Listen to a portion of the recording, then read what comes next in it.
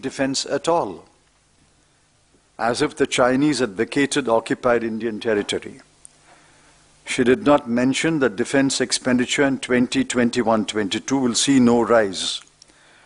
It is flat at rupees 3,47,088 crore, almost the same as the rupees 3,43,822 crore in the current year.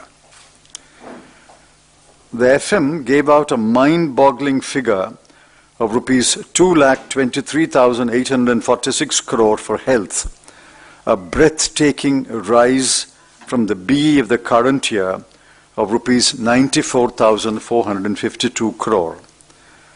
As I had warned, it was a conjurer's trick.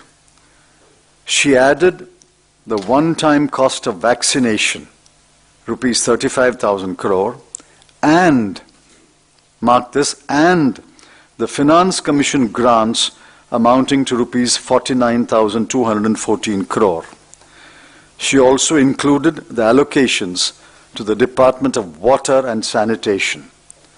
Shorn of these add-ons, the allocations for health were rupees 72,934 crore in 2020-21 and rupees 79,602 crore in 21-22. She did not mention defense at all, as if the Chinese had vacated occupied Indian territory. From the 3,47,000 that you're talking about, he says that there are three components to it. I know that. And out of those three components, one component is which is basically the expenditure. Yes. To the army. He says there has been an increase of 19%. But that's not the point. Total defense expenditure is only increasing by 4,000 crore.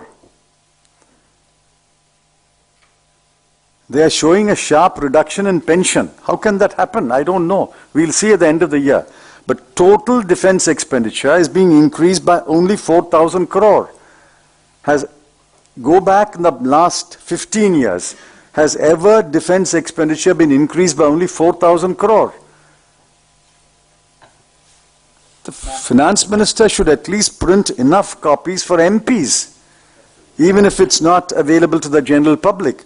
How do you debate based upon your instrument and the internet, which is dependent upon the Commissioner of Police's pleasure, isn't it?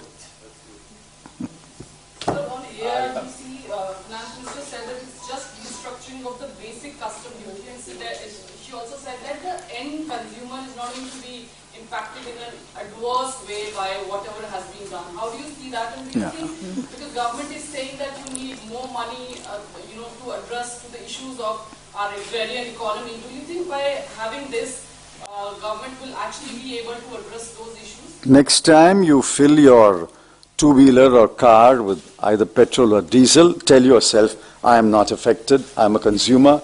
The finance minister has told me the 2 rupee 50 paisa and 4 rupee per litre increase will not affect me, and then fill your tank.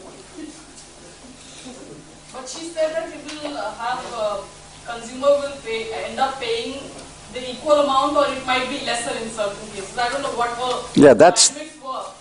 But you should ask her that question when she was addressing a press conference.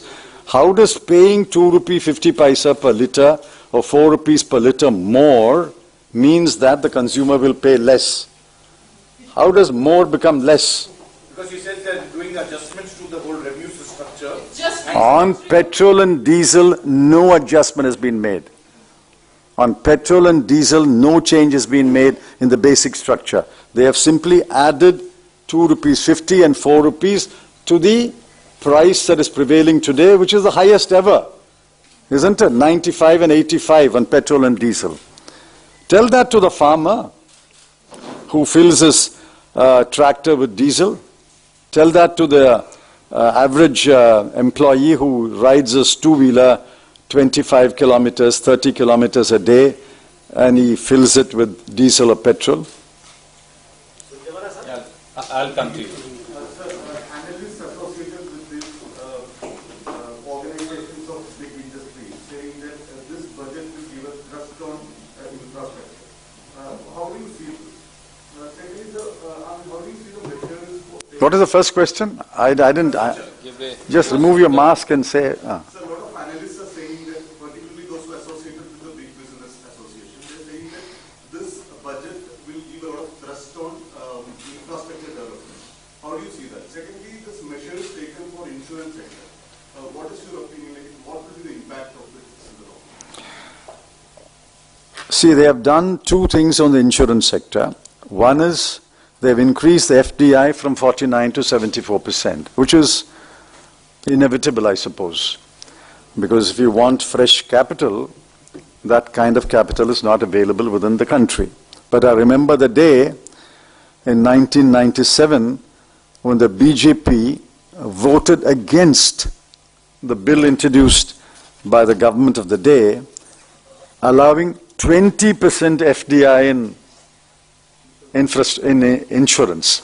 20% FDI in insurance. They voted down the bill on that ground.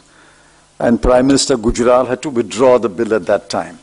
Today they have done a full circle and they are allowing 74% FDI in insurance, which is okay in terms of capital.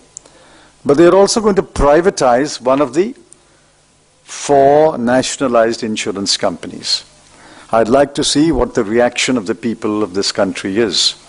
I'd like to see what the reaction of the employees of the insurance companies is. Infrastructure, yes. If spending takes place on roads and ports, big business will benefit. So they will get contracts, there will be demand for steel, there will be demand for electricity. But that's good. We are not saying you should not spend on infrastructure. You should spend on infrastructure. We welcome spending on infrastructure. But at the same time, you must understand that after 8 quarters of a slowdown and 4 quarters of a pandemic year, after 12 quarters, the kind of emphasis you give to infrastructure, equal emphasis should have been given to the poor, the working class, the migrant, the agricultural labor, the daily work. That is completely missing in this budget. This budget may have had a mind behind it, but there is certainly no heart behind it. Thank you, sir. ये सरकार की तरफ से कहा गया कि स्वामीनाथन आयोग की रिपोर्ट जो यूपीए सरकार ने कई साल रखी रही वो हमने लागू करने का ऐलान किया है और अब किसानों को आंदोलन अपना खत्म कर देना चाहिए। आदरणीय साथी, या तो वित्त मंत्री और सरकार झूठ बोल रही है या सुप्रीम कोर्ट में उनका शपथ पत्र। सुप्रीम कोर्ट में मोदी सरकार ने जो शपथ पत्र दिया है, अगर आप उसका अवलोकन करें, पढ़ें, तो वो कहते हैं कि लगभग 135 स्वामीनाथन कमीशन की सिफारिशों में से, अगर मुझे सही याद है, 85 से अधिक सिफारिशें यूपीए सरकार ने लागू कर दी थी। और किसानों की मांग क्या है? 3 काले कानून खत्म करो और उनको न्यूनतम समर्थन मूल्य यानी एमएसपी, सरकारी खरीद, पब्लिक प्रोक्योरमेंट और पब्लिक डिस्ट्रीब्यूशन सिस्टम, राशन वितरण प्रणाली, उसे चालू रखो। परंतु ये सरकार अहंकार की कुर्सी पर बैठी है और ना कुछ देखती, ना सुनती और ना सोचती। अब उन्हें राजहट छोड़ना पड़ेगा। मुजबानी जमा खर्च की बजाय वाकई में किसान के आंसू पोंछ कर दिखाएं, तो ही बात आगे बढ़ पाएगी। आनंद। Outlay for the health has been increased by rupees 2.2 lakh crores, which is an increase of 137% relative to the last year's budget. Out of this, rupees 35,000 crore only for the vaccine. Do you think the government has been realistic